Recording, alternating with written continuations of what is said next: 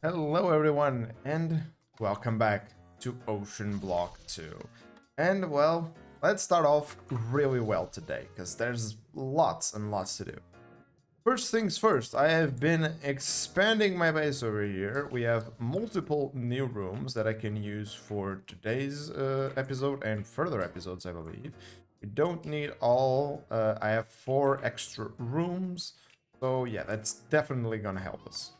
Plus, this room still needs a little bit of work. We've been messing a little bit over here with the nomadic craft stuff, but there's a lot more to do with this and a lot of automations that I kind of want to do, but I need to learn a lot about this. And we also moved our alloy smelters over here.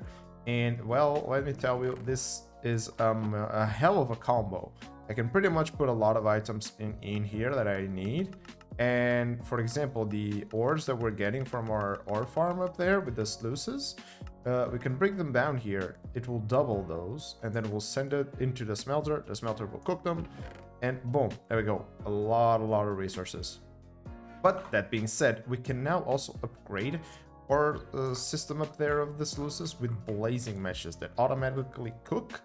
But I think we can leave that for later right now.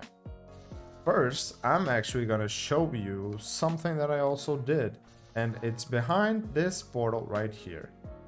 Yes, we have, well, dived down deep into the ocean, and the map looks a little bit weird because, well, the pack is now out, which means I updated to the latest version, which means my map gets cleaned. I should actually go and do this part of the map as well. But Nautec. What is Nautec? It's a very cool mod that adds these structures down below, these crystals. And well, it's a little bit broken at the moment. It should be fixed in a little bit of a patch. So right now I downgraded it to an earlier version of the mod so we can actually do stuff here. So if you're looking for any of these areas, you should look in the map. And if you put your cursor above some of these random structures, like this is a square, but I also found one that was a circle. You should read down below what it is. And for example, this one says it's stone, while the rest of the bottom of the ocean is gravel mostly. So if you found, or you can see like this different structure, it's most likely one of the Nautec structures. And you need a couple of things to come here. First of all, you need an aquatic crystal, which is not gonna look like this in the newer version. This is an older version of the pack, 1.8. So it should look a little bit different, but you also need an art of the sea. Yes, and basically all we really need to do is grab it, both of those things, put a couple of blocks or 3 blocks distance from the crystal, and you just aim them. And if you're able to place the art of the sea in the back, then you know it's working as intended. Now, they do need to be powered, and that's like the worst part. They do need kelp. So if I'm to put kelp in both of them, you can see they're now shooting a laser, and well, that laser is now powering this crystal. Now, we got a couple of things that we can do with this. First of all, we can actually use the metal or cook some of the Nautec metal. For example, these aquarine steel compounds, you basically cook them here, or you can make them here as well. So, for example, if you have some of these compounds, you just throw them into the laser. There's also this recipe we can do with a compass. We can throw a compass in there and we'll convert it into that, an explorer's compass, which is very useful. And also be careful because the laser does hit you. And I'm just gonna break this because for all the other recipes that you're basically told that you need this mixer, you just pick it up and you put it underneath the laser. Now, bear in mind, some of the recipes do need 2 catalysts.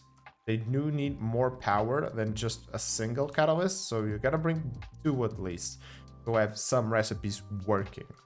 And then, if you take a look at what I actually already did, I already put together a blazing glue bloom with an abyssal pearl, which is, well, we got these abyssal fragments on the last video, and I put them together with some polymorphic fluid to make me a void shimmer goo, which at the moment is sitting right here.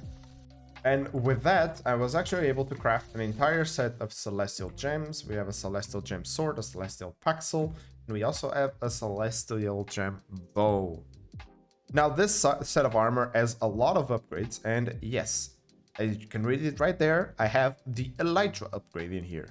I was actually fortunate to get an elytra from just doing a couple of the areas with the abyssal monsters, and we got one from the raid spawner, and I just put it here because I'm going to keep upgrading this armor as much as I can. But at the moment, this armor is a little bit of an issue. You see, this armor is powered, right?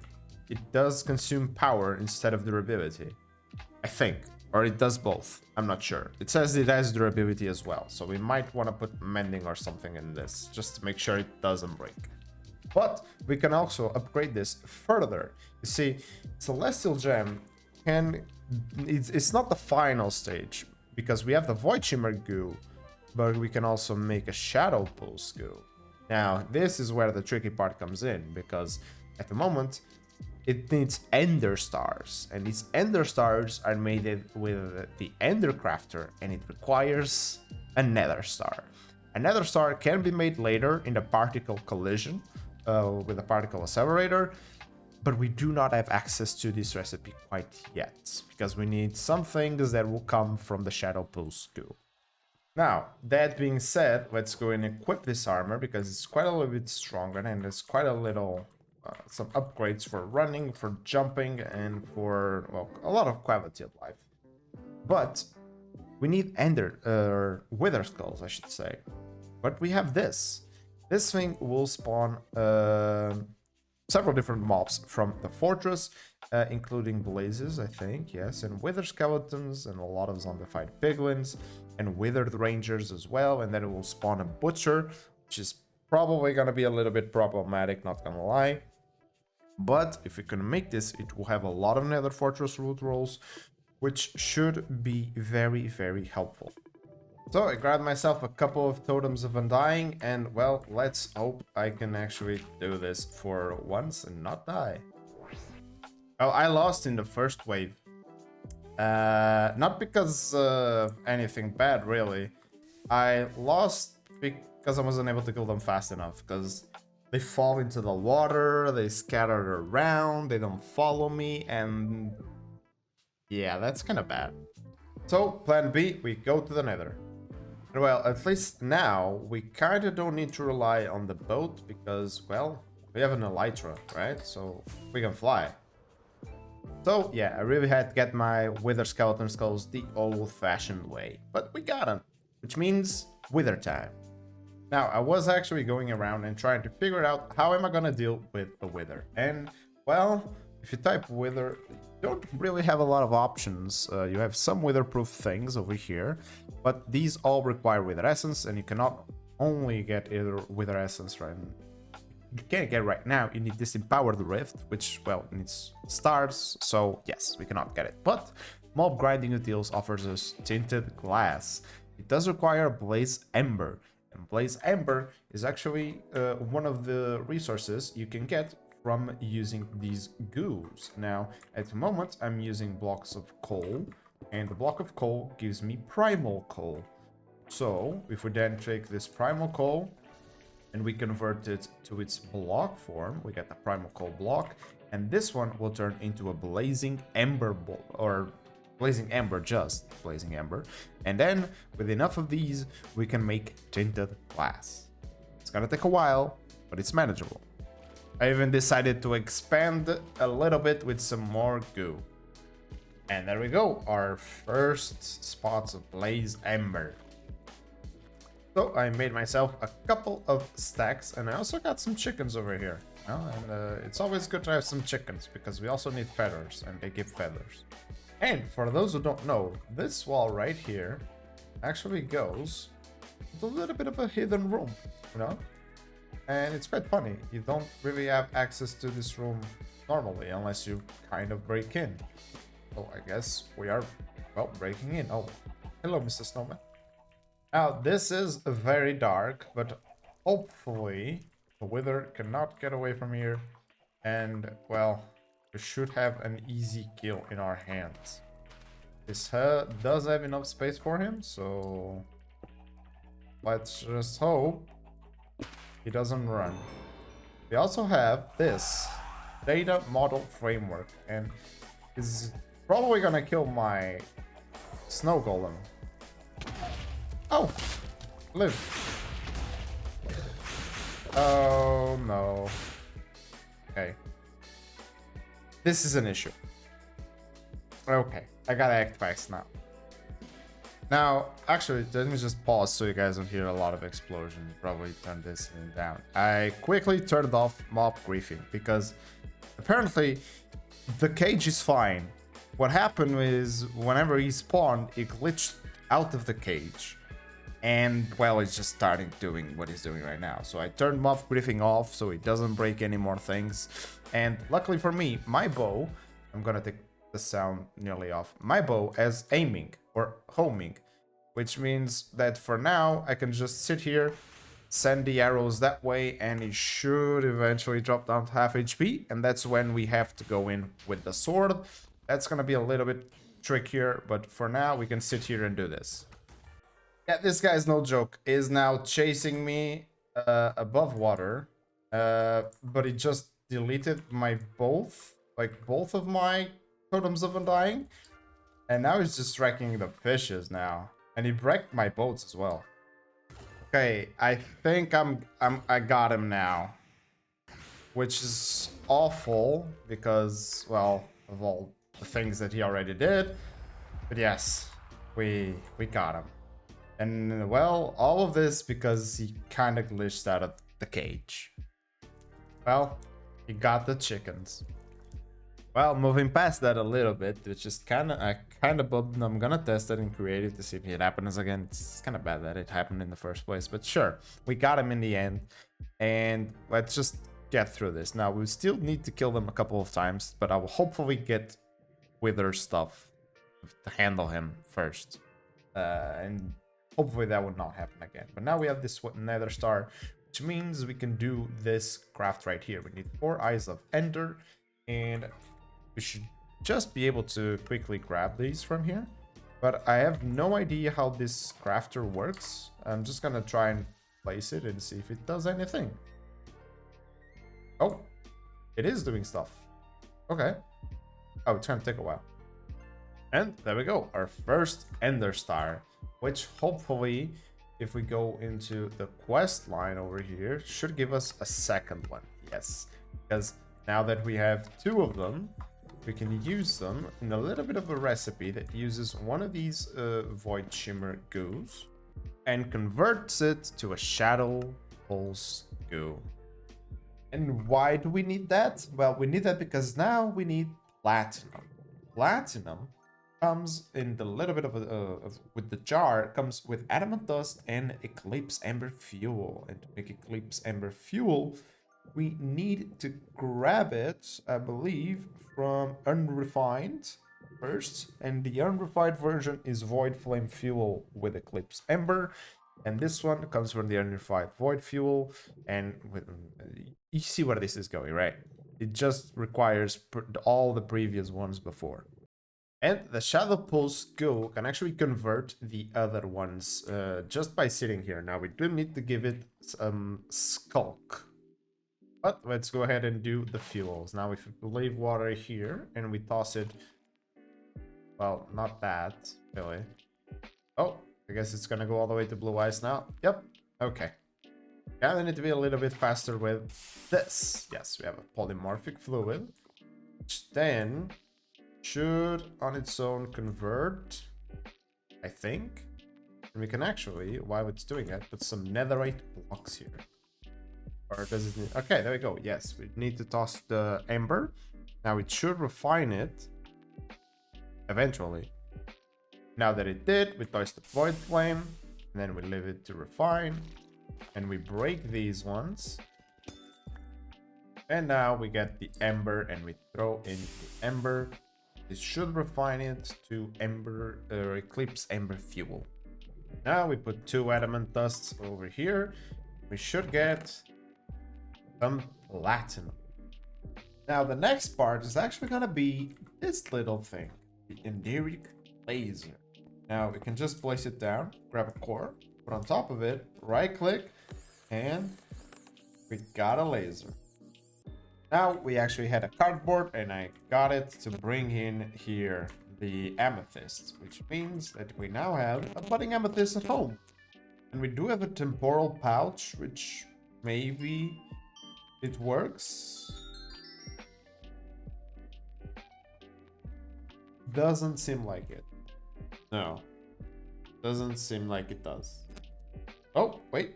Maybe it does. It's growing. Oh, yep, it's working. Oh, it's doing stuff. I told him to look in this direction and he's breaking things. Oh, there we go. We got ourselves some Vlofast. Might want to have then like some extra lasers and stuff. Like, why is it not? Or do I want to just do the middle? Can I do the middle instead? Maybe. I told him to look up there. And he was able to look up and down. Or do I kind of need to look for several positions in... Oh, yeah, okay, so he remembers everything. No, he doesn't. This is just only breaking these two. So I'll need extra arms around, which is why I have multiple outputs here for, well, getting more stuff. But yeah, this guy is also consuming a lot of power, which we don't yet have. So you're gonna have to wait a little bit, man. Oh, we finished something. Nautec? Finished Nautec, apparently. I don't know, that sound was weird. Oh, and we can also upgrade our armor now, which will become a lot stronger. And of course, we can also upgrade the tools. Sword, our paxel, and our bow. But of course, the platinum is now to be used. We're going to put it together here with the fluxite and the processing units to hopefully, yeah, it's working. So it should make us these flux gates, which then open a lot of possibilities. And I'm looking at you, solar panel. I need power. But more important than the solar panel is this fragmentation forge. Now this, believe it or not, is crazy important. And it takes a lot of blocks, as you can see, a lot of cores, but it's basically with this tiny thing that we are going to be able to get more platinum, plus of several different items. Well, I guess for now we can just put it over here to do our initial testing. And this is how it looks. And boy, oh boy, that's a hell of a machine right here. And it's gonna take a lot of power. I'm pretty sure it is. We have a cable right here we can actually connect it.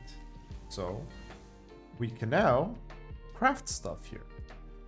And I went ahead and made myself a solar panel as well. And hopefully, we got a couple ones. Whoops, I just fell off. We got a couple ones that we got from crates, from airdrops, like these two. A pulsing photovoltaic module and a vibrant photovoltaic module. Fortunately, these are not craftable, so that you can only get them through loot. But you can still get them, so it's not that bad. And what would happen if I were to put it there? Oh, it needs a lot of core blocks. Holy, okay. Okay, here goes nothing. Oh.